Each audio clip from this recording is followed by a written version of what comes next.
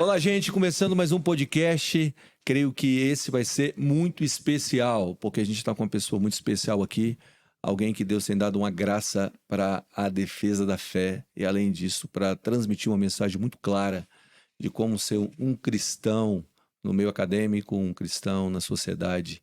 E tem vários vídeos dele aí que deu uma viralizada na última estação e eu vou apresentar ele logo. Tá aqui.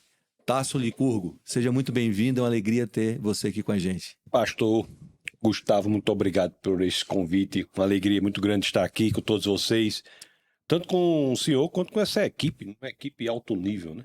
Essa equipe é. Pessoal aqui. Aí, o John tá ali, o Kaká, tá todo mundo aqui. Né? Nossa. Só menino novo, né? Novo. De 45 para baixo, menino novo. Novo. E você está lançando um livro. Deixa eu falar do livro antes de a gente começar as perguntas. Vamos. Me fala um pouco desse livro que você está lançando, Batalha pela Verdade. Esse livro aí é um livro que apresenta as bases intelectuais das ideologias que têm atacado a família e a igreja e como a família e a igreja devem se posicionar para resistirem a tudo isso. Eu viajo muito, pastor, e uma das coisas que me entristecem muito é que eu vejo em muitos lugares em que eu vou pessoas, muitas das quais piedosas, crentes, às vezes com os filhos em caminhos que não são os caminhos que essas pessoas gostariam que eles estivessem. E a razão para isso é que esses jovens têm sido destruídos por essas ideologias que, devemos dizer, são de índole satânica mesmo, provenientes do inimigo de nossas almas. Então o livro aí é uma leitura do que acontece para que as pessoas saibam e possam de fato aplicar na educação dos seus filhos, mostrando o poder da linguagem, o poder da falta de engajamento intelectual, né? A necessidade de unidade na igreja, todas essas questões que precisam ser ventiladas para que estejamos resistentes. Uhum. Uma coisa que eu percebo que Deus te deu uma graça para fazer é trazer uma comunicação efetiva de um posicionamento intelectual e de um cristão para a sociedade. Uma coisa que a gente sempre vive falando aqui, que o mundo só tem voz onde a igreja se calou. A igreja se cala e o mundo ganha voz. E eu vejo que Deus tem te dado uma capacidade de trazer um pensamento rebuscado, sabe? Um pensamento sofisticado para falar com a igreja. Acaba sendo um despertamento. Te ouvir acaba sendo um despertamento. Um despertar para mergulhar numa vida de estudo, uma vida acadêmica e também uma que nós chamamos de teologia pública, né?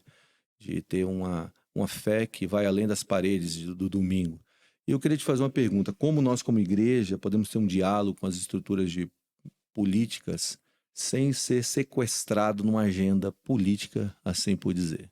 Dentro da perspectiva de que nós temos que falar no mundo, no espaço político.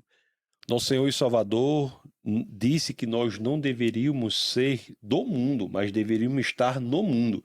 A única razão de nós estarmos ainda aqui após a nossa genuína conversão é porque nós somos chamados para refletir a luz de Cristo para o mundo. É mais do que uma opção. Eu tenho a impressão que é um verdadeiro mandamento das Escrituras, com base na primeira epístola de Pedro, no capítulo 3, no verso 15, que diz que devemos santificar o Senhor no nosso coração e estarmos preparados para apresentar a razão da esperança que é em nós. Então, muito mais do que uma opção, é um mandamento que deve ser cumprido, mostrar ao mundo por que nós cremos. Jesus de Nazaré é a expressão genuína da verdade. Portanto, tem que ser proclamado num mundo que muitas vezes celebra a mentira. Eu tenho dito isso em muitos lugares, que as pessoas dizem que vivemos num mundo pós-moderno, em que a verdade é relativa. Uhum. Nós estamos pior do que isso, num lugar pior do que isso. Mais profundo. Porque não apenas a verdade é absolutamente relativizada, mas se celebra a mentira. Então, Jesus é, de fato, a verdade encarnada. Isso com base em João 14,6. Ele mesmo diz: eu sou o caminho, a verdade e a vida, ninguém vem ao Pai senão por mim. Em grego aí você tem aletheia, que é o termo que a civilização grega utilizava. Então, cabe a nós proclamar Jesus, que é proclamar a verdade no mundo que se regozija em mentira. E isso deve ser feito em todos os ambientes. Todos os ambientes. Não é? Existe uma apologética evangelística e existe a apologética também devocional. A apologética é muito importante para o corpo de Cristo. Mas não podemos negligenciar a apologética que fala para o mundo. Uhum. Deixa eu te fazer uma pergunta. Você é um acadêmico, né? Você é professor da Universidade Federal do Rio Grande do Norte, não é isso? Isso mesmo. Você foi professor, a gente estava conversando na Oral Roberts também, né? Fui professor da Oral Roberts por 3 anos, professor visitante. É. Fui. Antes de eu entrar na pergunta, qual foi a tua impressão da Oral Roberts? É uma instituição única, singular. Não existe nada parecido com aquilo. Até quando você chega lá, você fica impressionado com a arquitetura. Uhum. Nós, enquanto Igreja do Senhor, temos às vezes pecado nisso. E eu faço uma autocrítica. A nossa Igreja do Senhor, às vezes, ela é, do ponto de vista arquitetônico, muito simples. Não traz o elemento da beleza que leva a Deus. Uhum. E ali nós vemos isso, a arquitetura como um elemento de trazer a arte para direcionar a Deus. É a maior universidade, nós diríamos pentecostal, né? Eu estou dizendo de uma forma americana, carismática do mundo, Uhum. que tenta conciliar exatamente o rigor acadêmico e intelectual com o espírito, Uhum. sem negligenciar nenhum dos E dois. você consegue ver que eles fazem isso de uma maneira muito boa? Eu creio que sim. A minha perspectiva é de que talvez seja uma das experiências, certamente, uma das experiências mais bem-sucedidas neste aspecto, talvez seja até a melhor.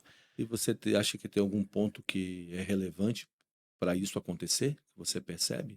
É exatamente a ideia de que tem de se cuidar, inclusive no ambiente acadêmico, Aham. do aspecto espiritual. Não se pode negligenciar a oração, Uhum. o elemento devocional. A primeira área que você vê quando entra lá, e o primeiro prédio que foi construído na universidade foi a torre de oração. São. Isso no ambiente intelectual. Então, Uhum. no momento que você não negligencia a sua intimidade com o Espírito de Deus, a sua caminhada espiritual, e não abre mão do rigor acadêmico, você tem os dois elementos centrais, né? Jesus de Nazaré, quando questionado, perguntado sobre qual era o maior dos mandamentos, está lá em Mateus capítulo 22, no verso 37, ele diz: amar a Deus com toda a sua alma, o seu coração e o seu entendimento. Então, nós não podemos negligenciar a capacidade intelectual, nem negligenciar o relacionar-se com Deus efetivamente por meio do Espírito. E porque você vê, eu falo com a geração mais jovem, então eu vi por muito tempo, parecia que havia uma divisão entre o intelecto e o espírito. Parece que uma coisa era ser espiritual, outra coisa era você ter um intelecto. Como você correlaciona essas duas coisas? Porque a gente tinha uma parte de um pensamento em que esse mundo está acabado, a gente tem que deixar ele mesmo aqui e é isso que a gente tem que fazer. Então a gente acabava negligenciando a nossa voz para o mundo e também mergulhar no estudo acadêmico de buscar um pensamento para poder influenciar uma sociedade, não apenas com uma espiritualidade superior, não uma espiritualidade ativa, né? Esse negócio meio grego. Como é que você acha e acredita que a gente pode juntar essas duas coisas de uma maneira efetiva hoje? Primeiramente, do ponto de vista da Bíblia, nós já vemos que nós somos chamados a proclamar a verdade no mundo. Isso é um chamamento, é o ID.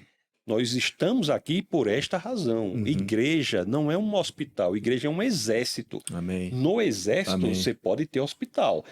Hospital de campanha que fala que as pessoas vão para lá para serem curadas e irem para o fronte.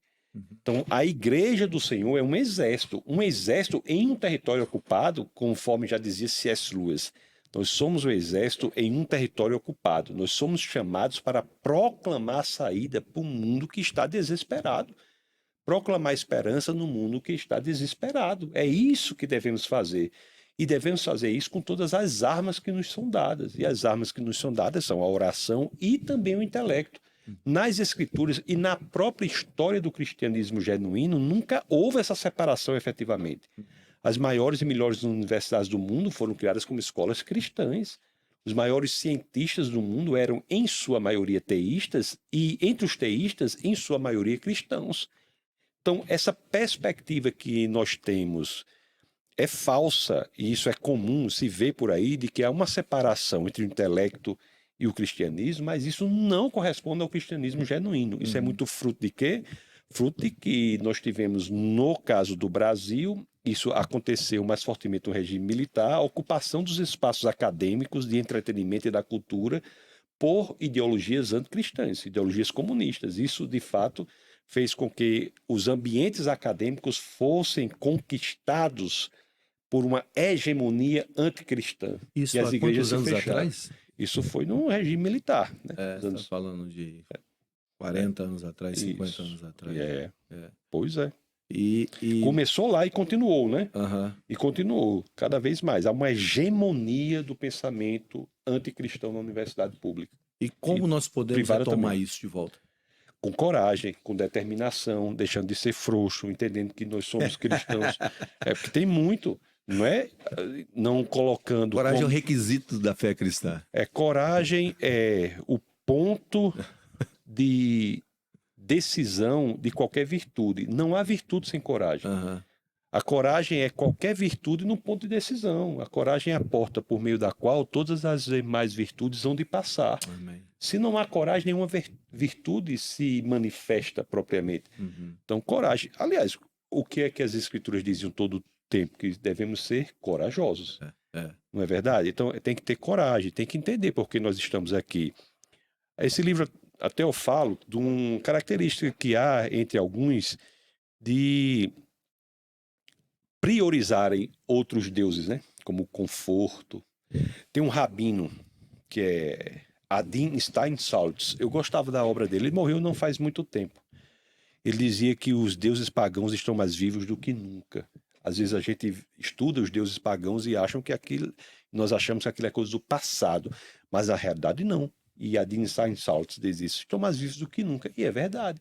Às vezes o deus do dinheiro, o deus da pornografia, o deus da fama pela fama. Você vê, né? Mamon, Astarte, Calíope. Esses deuses aí, o deus da pornografia, Temis, Afrodite, estão mais vivos do que nunca. E muitas pessoas têm servido a esses deuses e esquecido que nós temos o único e verdadeiro Deus a quem devemos servir e que ele nos traz para uma missão específica. E isso é um privilégio para nós. Nós somos chamados para um projeto que é proveniente de uma mente infinita. Uhum. Então é preciso coragem para levar isso adiante.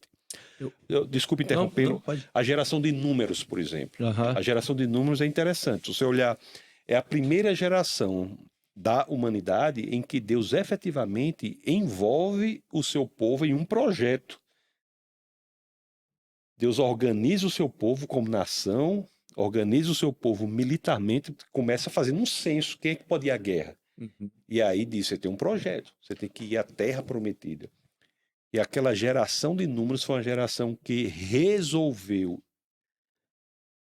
acreditar que os obstáculos eram maiores do que a provisão de Deus para superar os obstáculos. Nós não podemos ser a geração de números. A geração de números chegou a dizer assim: antes tivéssemos ficado no Egito ou morrêssemos no deserto. E de fato aquele pedido foi atendido, né? Eles morreram no deserto. Nós não podemos ser como a geração de números. Eu falando para essa geração mais nova, eu observo uma coisa, que eles fazem essa divisão entre o sagrado e o secular de uma maneira real, assim. Então, o que eu faço na segunda não tem nada a ver com a minha fé do domingo. Então, você tem uma vida privada, né, com Deus, e uma vida particular solta, né? E a verdade é que a nossa relação com Deus afeta a nossa relação com os outros e afeta a nossa relação com a realidade. E a maneira que a gente vê Deus vai influenciar todas as coisas ao nosso redor, né? E então se constrói muitas vezes, até na nossa própria linguagem dentro da igreja, um Deus que é um consumo. As pessoas vêm para a igreja para consumir Deus. A consequência disso é que eu começo a consumir as minhas relações, e consumir da sociedade ser um poder de transformação. Você acredita que essa influência de não enxergar Deus da maneira correta, acho que é o próprio Deus, não é o Tolkien que fala, a primeira coisa que me vem à mente quando eu penso sobre Deus é a coisa mais importante ao meu respeito. Então essa imagem de Deus já está afetando a minha vida, afetando o mundo ao redor.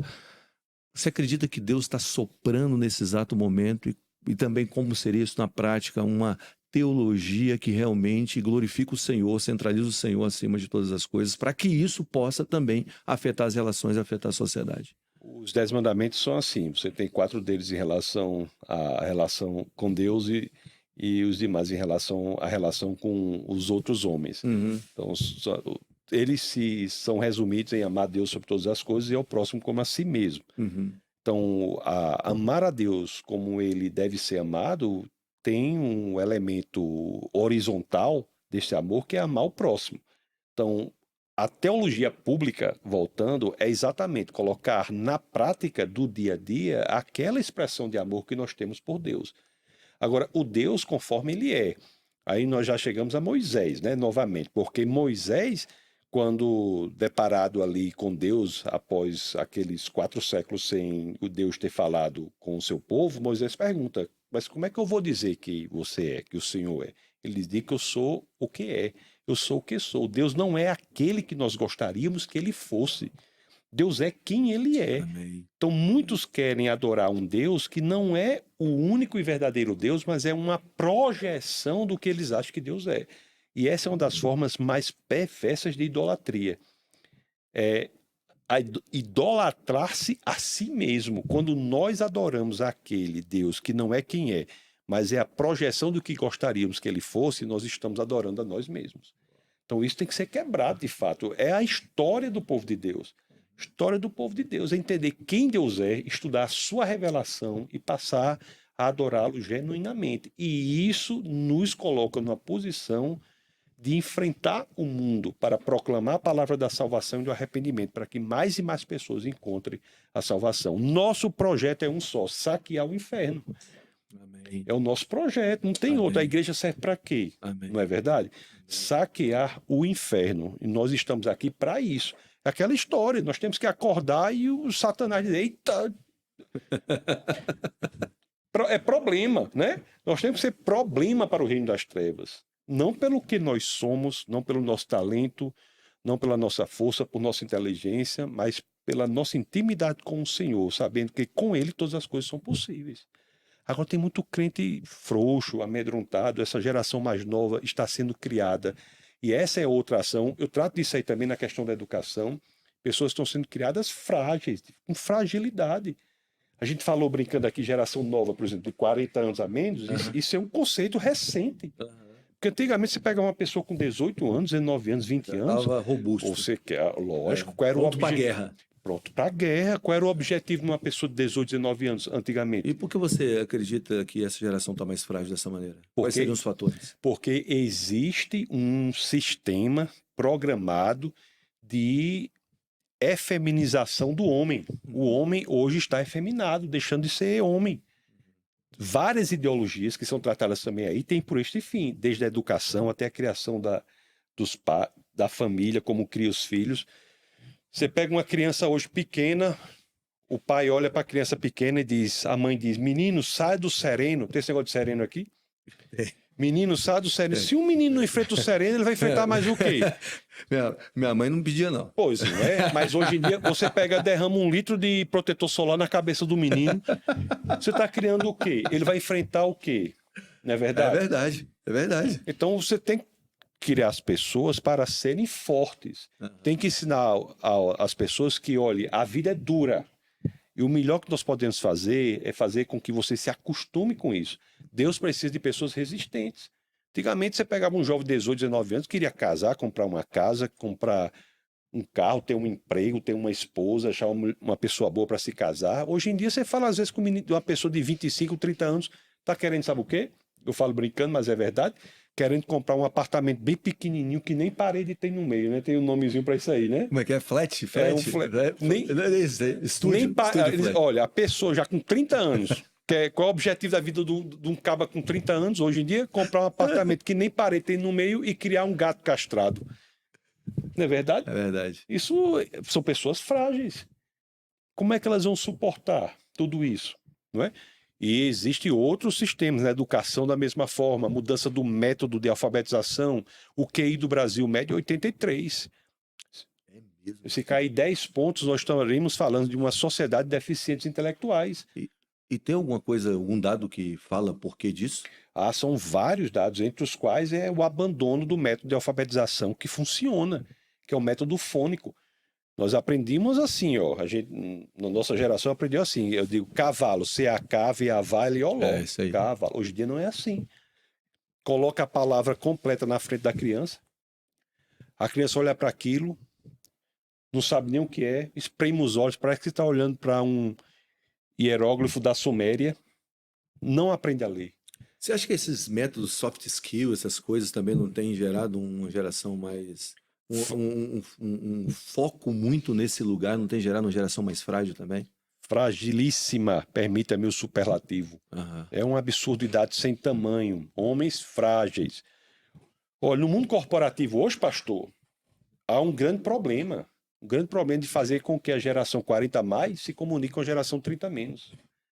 Porque a geração 30 a mais, 40 a mais, a pessoa chega e diz assim, rapaz, você não está vendo que esse negócio aí está errado. Você tem que fazer isso direito. Se você falar neste tom para alguém da geração 30 a menos no mundo corporativo, a pessoa se afasta com um problema psicológico por um mês. Trauma, não sei o quê. Tá assim, pessoas frágeis.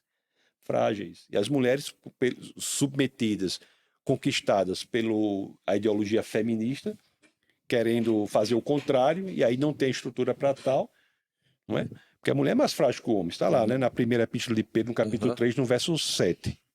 Tá? É mais frágil tanto emocionalmente quanto fisicamente. A mulher tem grandes qualidades, mas o homem é que é chamado para ter a liderança, enfrentar, receber a pancada. A mulher não é para isso.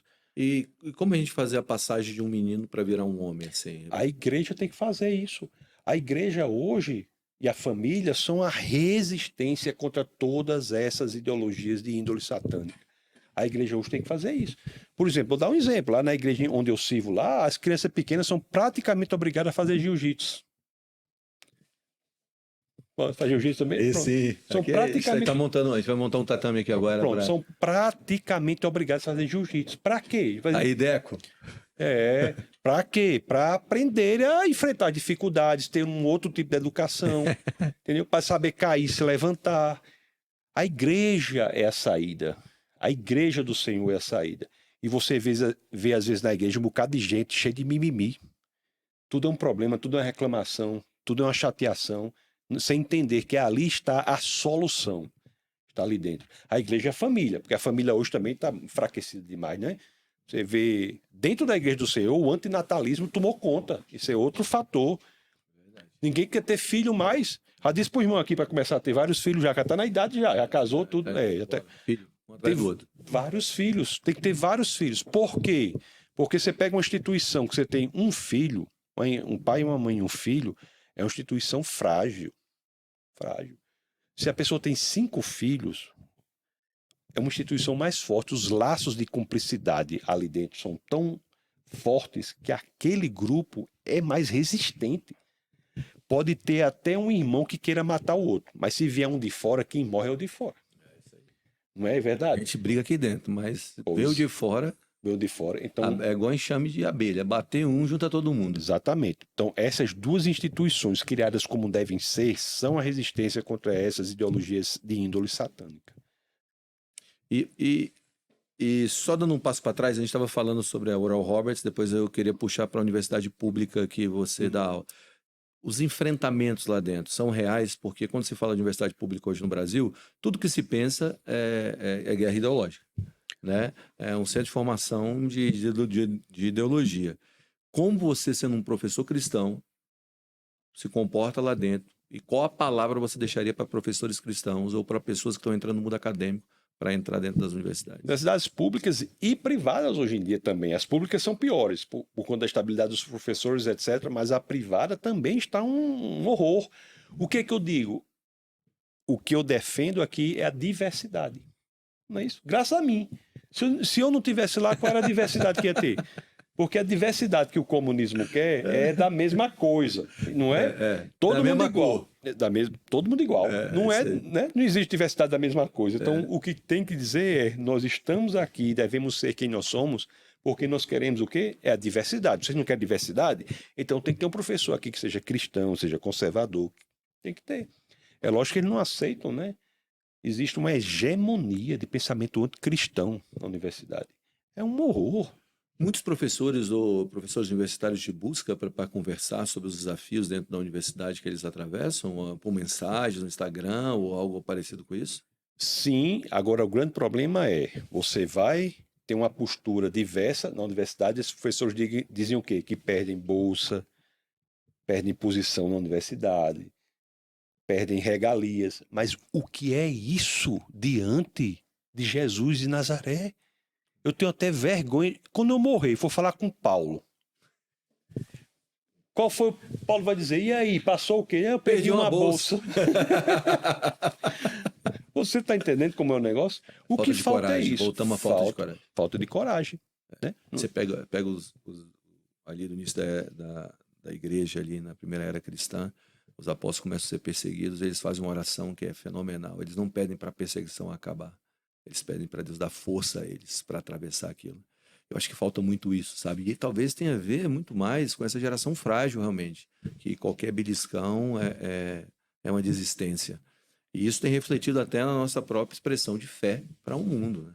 Se Jesus tem algum valor, por que as pessoas não estão dispostas a pagar o preço por isso? É isso. E isso. como é que seu filho vai ver? Sabe o que eu penso, Tassos? Que a gente precisa de um elemento triturador para essa geração. E por quê? Essa geração, principalmente a geração cristã, eu estava vendo um dado, em 1940, o Brasil tinha 2,7% de evangélicos, cristãos evangélicos.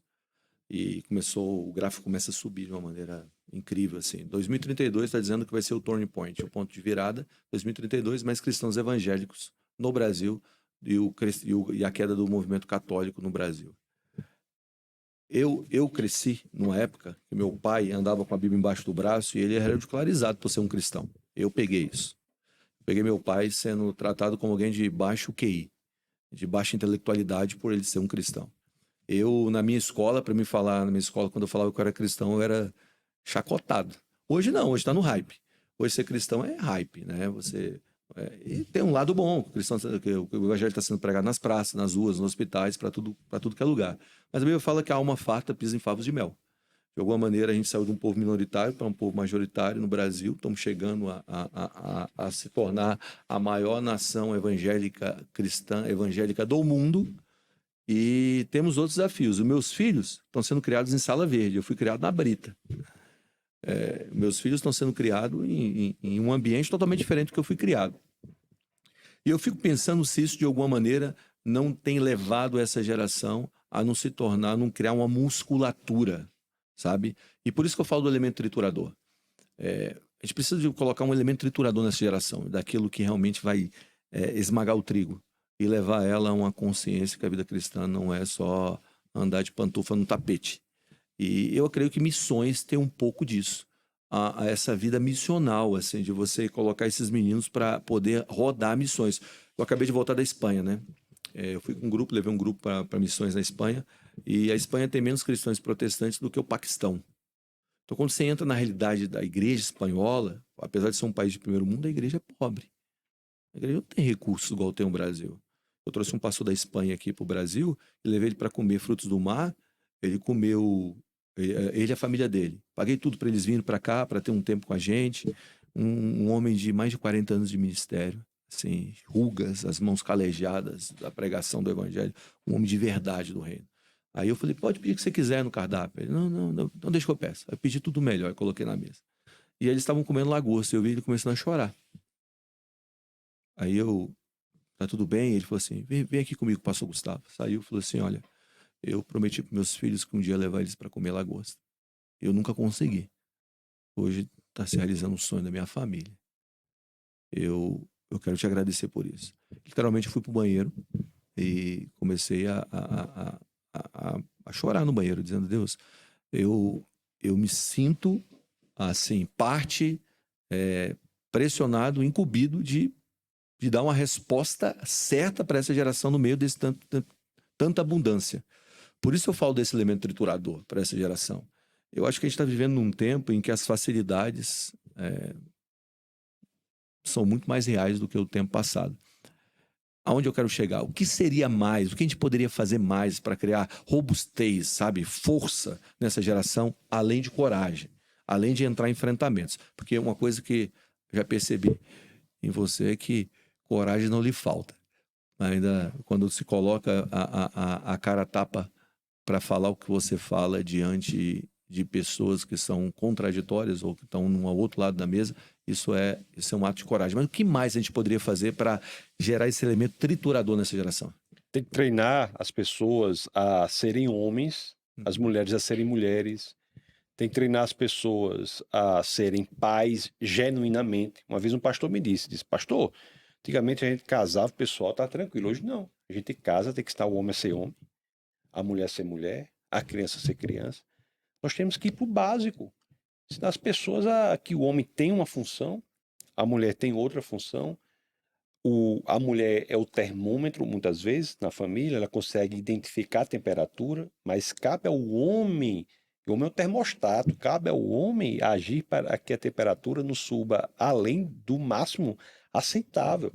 Então, o homem tem de ser homem. A grande dificuldade é essa. Se você tem homens fracos, você vai ter sociedades fracas, igrejas fracas, famílias fracas.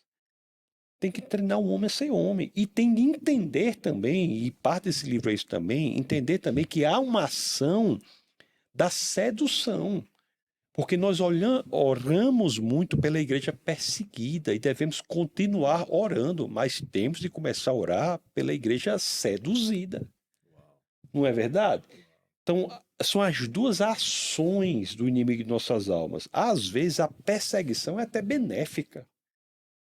Porque separa o joio do trigo, separa o homem do menino. Agora, a sedução, ela é terrível. Porque ela carcome de dentro para fora. Existem cânceres dentro da igreja cristã. Na igreja católica, a teologia da libertação é um câncer. Na igreja evangélica, a teologia da missão integral. As pessoas... Mas essa aí tomou uma rasteira um tempo atrás, né? Deu uma caída, né? Graças a Deus. As pessoas tiram Jesus Cristo e botam a cesta básica no lugar.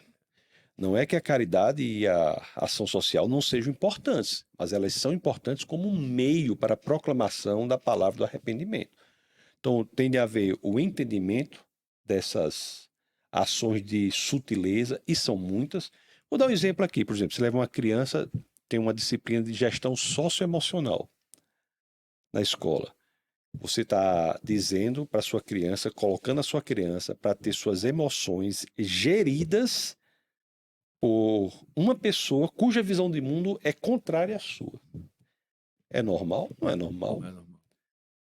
Você está disposto a fazer isso?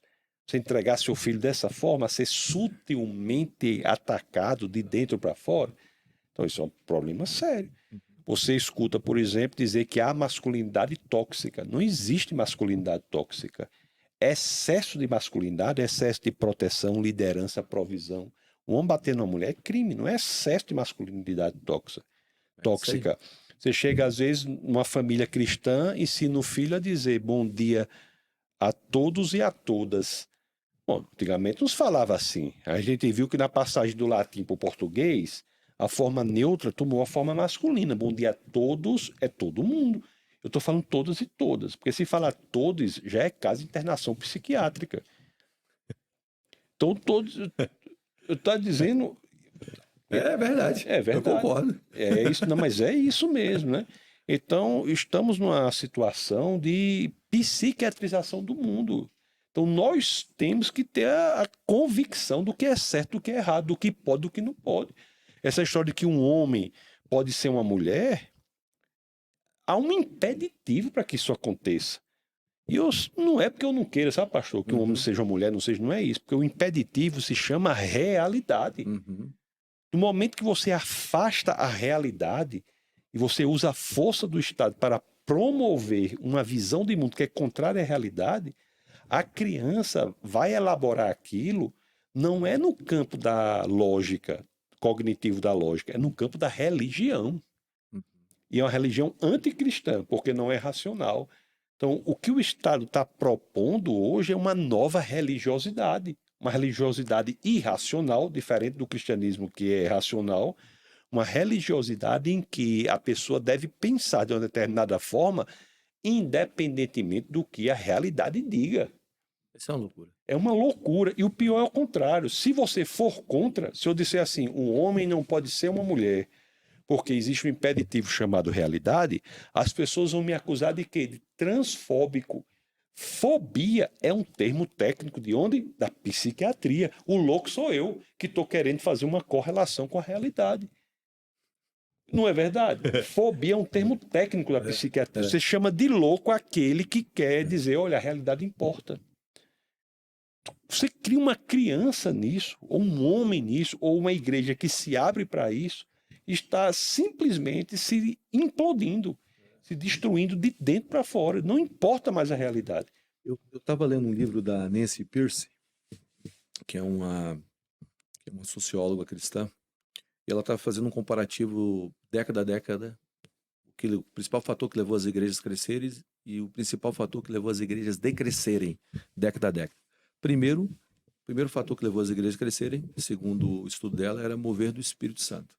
Sempre quando havia um mover do Espírito Santo, para aquela estação, a igreja crescia. O principal fator que levou a igreja a decrescer, abraçar o fluxo presente, as agendas do fluxo presente.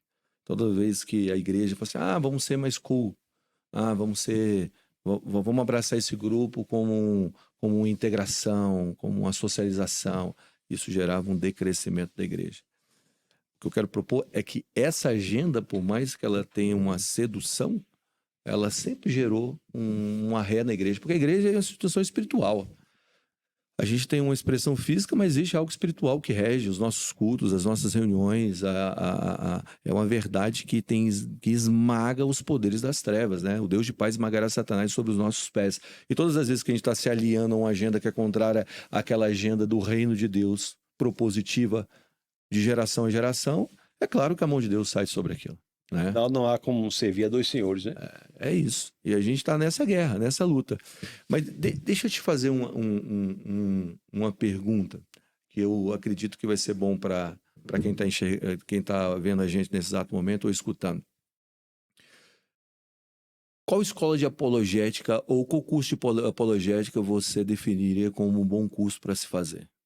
Para aqueles que desejam caminhar nesse caminho, porque eu sei que você é um baita apologético. Eu tenho um curso, chama licurgoacademy.com. Nesse curso, aí nós ensinamos a relação entre razão e fé, depois Deus e o universo, depois Deus e a vida, depois Deus e a moralidade, e depois Jesus, entre outros deuses com D minúsculo. Então, nós passamos da apologética, que é uma apologética evidencialista, né, da relação da natureza com Deus, até o estudo das Escrituras, e porque Jesus de Nazaré é único, incomparável com qualquer outra pessoa que já existiu na humanidade. Este é um curso que eu considero muito bom, principalmente para a introdução e daqueles que querem se aprofundar na defesa da fé. A apologética, ela é essencial, né? Ela é conforme eu disse, uma expressão de um mandamento das Escrituras. Na 1 de Pedro 3,15, que eu falei, diz: esteja preparado para apresentar a razão da esperança que é em vós, apresentar a resposta para o porquê você crê. E quando nós lemos em grego, a palavra que é traduzida para razão ou resposta é apologia. De onde vem o nome apologética? A apologética é uma transliteração do grego apologia, que é inclusive um termo jurídico do direito processual grego. Apologia é apresentar a resposta quando alguém entra com ação contra você. Você tem que ser capaz de dizer o porquê você crê. Jesus de Nazaré é a expressão da verdade. A filosofia superficial pode até levar ao ateísmo, mas a profunda leva ao cristianismo. É por isso, pastor, que eu sempre digo assim, a fórmula não duvide, não pense, apenas creia, não mais funciona. Antigamente se dizia muito isso. Hoje em dia não mais funciona. Você tem que dizer o seguinte: aprofunde ao máximo o seu questionamento. Jesus é a expressão da verdade. Então, o estudo levará onde a sua fé está. Porque Jesus é a expressão da verdade. Jesus nunca foi contra quem quer questionar. É melhor que não questione. Mas se você questiona, vá até o fim. Tomé, quando chegou com suas dúvidas, Jesus não diz amaldiçoado. Diz não. Né? É melhor se você não tivesse, mas você tem, está aqui as evidências. Jesus mostrou as evidências. Aqueles que buscam e precisam de evidências, como era o meu caso, tem gente que não é assim, é melhor não ser. Mas se você é como eu era, infelizmente, você tem que fazer o quê? Se aprofundar. Alguém disse que uma fé sem dúvida é como um corpo sem anticorpo. A fé é uma busca, né, em uma direção. Eu acho que isso cria robustez. Você trabalhar com as suas dúvidas e aprofundar as suas dúvidas em um caminho. É. Porque para a igreja, se você tivesse dúvida, você já era excluído. Em um tempo foi assim, não, você não pode questionar isso aí, fica quieto. Você é um menino ainda. Quando você crescer, você vai... porque você não teve uma experiência genuína, então você não fica com esse... Foi muito tempo, foi desse jeito. Então, eu também creio assim, que as nossas dúvidas, elas vão gerar um caminho de profundidade que vão encontrar respostas para outros também, não só para nós. Que eu acho que é o seu caminho. Jesus quer que nós o amemos por completo. Uhum. E a expressão intelectual é parte disso. Está lá em Mateus 22:37. Amar também com seu entendimento. Então, a revelação de Deus é exatamente para que nós possamos conhecê-lo, inclusive intelectualmente, e amá-lo. Porque como você vai amar alguém que você não conhece? Lá em Deuteronômio 29 diz, né? As coisas encobertas pertencem ao Senhor nosso Deus. Tudo bem, aí o pessoal para aí. Mas o que é que diz a segunda parte do mesmo verso? Mas as reveladas nos pertencem aos nossos filhos, para que cumpramos todas as palavras dessa lei. As coisas reveladas nos pertencem. Vamos fazer jus a isso. Vamos investigar, estudar, pensar, crescer em entendimento de quem Deus é. Amém. Então, a beleza do cristianismo é isso. É a única religião ortodoxa verdadeiramente, sabia? As outras, mesmo o judaísmo ou o islã, são muito mais de uma índole da ortopraxia. Como é que meu comportamento deve ser adequado com o comando? Uhum. O cristianismo é ortodoxo, de reto, doxa, de opinião, busca opinião reta. É por isso que você pega a Bíblia, risca, diz aqui não, tá errado, tá não sei onde, joga a Bíblia, rasga não sei o quê, fica com raiva. Por quê? Porque você está buscando a opinião reta. É por isso que tem tanta confusão. Uns acham isso, os outros acham aquilo, mas todos concordam as expressões genuinamente cristãs no cerne, no epicentro, no núcleo central do cristianismo. Mas nós podemos investigar. Essa é a grande beleza do cristianismo, a possibilidade de pensar. Vocês têm algum grupo que vocês se reúnem para falar sobre fé e ciência ou você tem amigos que caminham nessa mesma caminhada com vocês? Depende da área. Tem pessoas que vão se especializar em áreas diferentes. Eu gosto de todas as áreas, né? Mas tem pessoas que gostam de áreas diferentes, tem pessoas boas em áreas diferentes. Tem grandes hebraístas, amigos que são excelentes hebraístas, tem amigos que são grandes historiadores, tem amigos que são físicos, um doutorado em física, amigos. Então, existe um grupo de pessoas que a gente tenta levar para o aprofundamento das questões técnicas da fé. Existem questões muito relevantes, muito técnicas, questões profundas. Tem áreas assim que são bem fechadas assim e são impressionantes, porque a Bíblia você pode espremê-la ao máximo e é impressionante o que acontece. Cada vez que prêmio sai mais. Rapaz, é impressionante. Por exemplo, o livro de Isaías. Uhum. Por exemplo, você pega o livro de Isaías, tem 66 capítulos. A Bíblia tem 66 livros. 39 do Antigo Testamento e 27 do Novo. Uhum. Você lê os primeiros 39 capítulos de Isaías, fala do julgamento do povo. Você vai no capítulo 40, que seria o primeiro livro do Novo Testamento, o que você vai ler lá, Isaías 42, 3, 4, é João Batista falando da vinda do Senhor. Então, os 9 primeiros capítulos, do 40 ao 48, porque conta o 40, 40, 41, 42, 43, 44, 45, 46, 47, 48, vão falar ali do livramento de Israel. Você vai para os 9 últimos capítulos de Isaías, fala do que nos espera mais à frente. E o bloco de 9 capítulos, dos 27 últimos capítulos de Isaías, está o bloco de 9 capítulos, que está no centro do que seria o Novo Testamento de Isaías. Você pega 9 capítulos, aí você vai para o meio desse bloco do meio. Você tira 4 daqui, tira 4 daqui. Sabe qual é exatamente o capítulo que está no centro? Qual é? Isaías 53.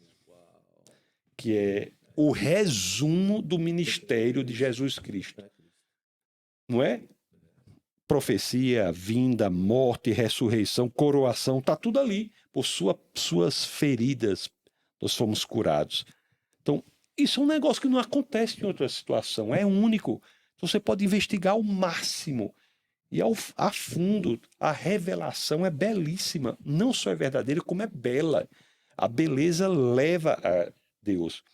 Aliás, outro problema, que as pessoas negligenciam a beleza. Mas o bom, o belo e o verdadeiro são indissociáveis na lógica de Deus. Deus, quando cria o mar, ele olha para o mar e não diz isso é belo, diz isso é bom. Por quê? Porque o elemento bom, que é o elemento ético, o elemento belo, que é o elemento estético, e o elemento verdadeiro, que é o elemento metafísico, são indissociáveis na lógica de Deus. Então, não é por acaso que os maiores intelectuais da história da humanidade eram cristãos. Eram cristãos. O maior cientista que já pisou na face da Terra, isso aí é um dado objetivo, foi Isaac Newton. O que Newton fez, ninguém chega nem perto. É impressionante o que Newton fez na ótica, cálculo diferencial. Newton desenvolve a física até um determinado ponto que a matemática que existia tem de ser avançada, porque não dá mais conta. Aí ele faz o quê? Vai avançar a matemática. Quantas pessoas sabem que Newton, o maior físico que já existiu na face da Terra, o maior cientista, a mente científica mais poderosa que já existiu, quantos sabem que Newton escreveu mais sobre a Bíblia do que sobre ciência? Por quê? Não, mas deixa eu só dizer isso, não é que eu concordo com tudo que ele falou sobre a Bíblia, não. Porque quando eu digo isso, o povo vai dizer, mas ele errou. Eu não estou falando que ele escreveu certo, não. Mas o que mais ocupou a preocupação de Newton foi a Bíblia. Foram as Escrituras, não foi ciência. E que ponto nós chegamos, então, na história cristã, que a gente parou de ter esses homens como cristãos? De alguma maneira, é o quê? É parte da teologia que foi ensinada, parte de escatologia, parte de visão de mundo. Por quê? Porque se você pega com tantos homens cientistas, homens que influenciaram a maneira do pensar, do viver, e aí você pega nas últimas estações, você não... Cadê os cristãos? Cadê os caras nesse lugar? O que aconteceu? Ainda hoje... Existe um momento de rompimento disso? Ainda hoje é assim. Se você pegar os ganhadores de prêmio Nobel recentemente, a maioria é cristã. Uau. Isso tem que ser falado. E tem que ser falado. Você pegue os ganhadores de prêmio Nobel, eles são de uma visão judaico-cristã em uma quantidade esmagadora. Até porque é graças ao cristianismo que a ciência é possível. A ciência moderna só aparece em países de matriz cristã. Porque o cristianismo diz assim, olha, Deus organizou o mundo inteligentemente. Portanto, existe uma inteligibilidade no mundo que pode ser descoberta pelo esforço científico. Então, apóstolo Paulo, na carta aos Romanos, no capítulo 1, no verso 20, diz o quê? Que as coisas criadas revelam um Criador. Então, fazer ciência é estudar Deus. Agora, no caso do Brasil, o que acontece é o seguinte, e no caso do Ocidente, né, o que acontece é o seguinte, tem um esforço brutal de descristianização do Ocidente. Quem é que faz esse esforço? São 3 forças globais. Quais são? O Islã, o comunismo e o que eu chamo de rentismo globalista. O que seria o rentismo globalista? É o fortalecimento exacerbado de instituições supranacionais. Entendi. A ONU, a Entendi. Unesco, essas instituições são comunistas. Eu representei o Brasil perante a Unesco. A Unesco é uma instituição comunista, absolutamente comunista, que para prosperar tem que descristianizar o Ocidente. Você pega, o pessoal fala da meta 2030. Ninguém está falando. Quem sabe que já existe a 2045? A meta 2030, você sabe o que é? Você pega menos de 100 pessoas não eleitas no mundo, um terço delas mais ou menos para os recursos, um terço para a política, outro terço para fazer as metas. Você pega menos de 100 pessoas decidindo o destino de 8 bilhões de habitantes. É isso. Com loucuras, com terrorismo de todo tipo, terrorismo ambiental, CO2. O senhor sabe qual é o nível de CO2 da atmosfera? Chute aí. Oxigênio é 21%. Porque diz que é muito, né? Sabe qual é o nível de CO2? Você sabe o nível de CO2? Alguém sabe? Porque alguém sabe o nível de CO2. Sabe quanto é o nível de CO2 na atmosfera? Porque o povo está com medo de muito CO2. Sabe qual é o nível? 0,04 0,04%. Não é 0,4% não, entendeu? 0,04%. Se cair pela metade, as plantas morrem. A planta está na base da cadeia alimentar. Se a vegetação morrer, acabou tudo. Então, olhe a loucura do domínio. Aí tem outra questão também, né? As pessoas, muitas das quais não seguem o cristianismo ou optam por esse ateísmo conveniente, não tanto por questões intelectuais. Muitas fazem isso por questões morais. Porque a adesão ao cristianismo faz com que você ingresse num sistema de mundo, numa cosmovisão que é verdadeira, mas que diz que você prestará contas. Muita gente, por questões morais, não é o elemento intelectual, é o elemento volitivo, da vontade, o elemento moral, axiológico, o elemento da vontade. Muitas pessoas optam por uma visão de mundo, não é porque entendem que ela seja verdadeira. Optam pelo ateísmo porque querem uma visão de mundo que dê respaldo aos desmandos que ela quer levar na vida. Para viver uma vida de libertinagem, uma vida sem prestar conta. Pois é, o que Dostoiévski diz no Irmãos Karamazov, se Deus está morto, tudo é permitido. Tudo é permitido. Se não presta conta a ninguém. Pois é, se não tem a fonte objetiva de moralidade, não existe certo ou errado, existe questão de gosto. Se Deus não existe, tanto faz você alimentar ou torturar uma criança, se Deus não existe. Torturar uma criança só é objetivamente errado porque existe uma fonte objetiva de moralidade. E se existe uma lei objetiva de moralidade, existe um legislador objetivo da moralidade, que é Deus. Então, é isso, o mundo é isso. Essas três... E lá a Europa está um horror, né? Já afetada por essas ondas de descristianização. Tanto o Islã quanto o comunismo. O Islã tomou conta. Tomou conta. E sabe por que não tomou conta do Brasil? Por quê? Sabe por quê? Não. Graças às igrejas pentecostais e neopentecostais. Nas periferias. Graças às igrejas pentecostais e neopentecostais. Porque a pessoa vai para qualquer periferia do Brasil, você pode ir, tá lá, o que é aquilo ali? A Assembleia de Deus. Isso aí. Até aquelas que são neopentecostais também estão lá, ocupando os espaços. Eu já debati com o presidente da Associação Muçulmana do Rio Grande do Norte. Todo canto tem mesquita em todo canto. Mas não consegue se expandir como se expandiu. No Brasil, qual lugar que tem mais mesquitas hoje, você sabe? Não sei qual é. Não sei qual é. Mas você vê, o trabalho da igreja, quando é feito de uma maneira efetiva, começa a parar o avanço da maldade em vários lugares. Por isso eu vivo falando, o mundo só tem voz onde a igreja se calou. A gente vai se calando, Isso seja mesmo. por medo, seja por vergonha, seja por falta de capacidade de ação, seja por falta de... Ou simplesmente está cômoda. Acho que meu grande receio hoje para essa geração mais nova é essa comodidade de vida. É você chegar num lugar que você já tem todos os benefícios que o evangelho pode gerar e não as responsabilidades. E aí a gente vive só de benefícios, não de responsabilidade. E hoje é tão hypado esse negócio do cristianismo no Brasil que tá ficando estranho, no meu modo de ver. Porque está fazendo uma geração enfraquecida, que não parte para combate, não se posiciona por assuntos que são definitivos para a próxima geração. E o que a próxima geração tem, no seu início, grande parte foi que a geração passada disse que é boa e disse que é ruim. Então, eu tenho aqui... Meu pai falava assim, para quem é inteligente, um olhar é suficiente. Então, eu entrar na sala, bati o olho, um inteligente, um olhar é suficiente. Eu já sabia tudo que estava na cabeça dele. Então aquilo ali me definiu parte do meu comportamento nos lugares. Eu chamo pessoas mais velhas de senhor. Senhor. Não, você não me chama de velho, não. É uma questão de respeito. Então eu tenho algo que veio do meu pai.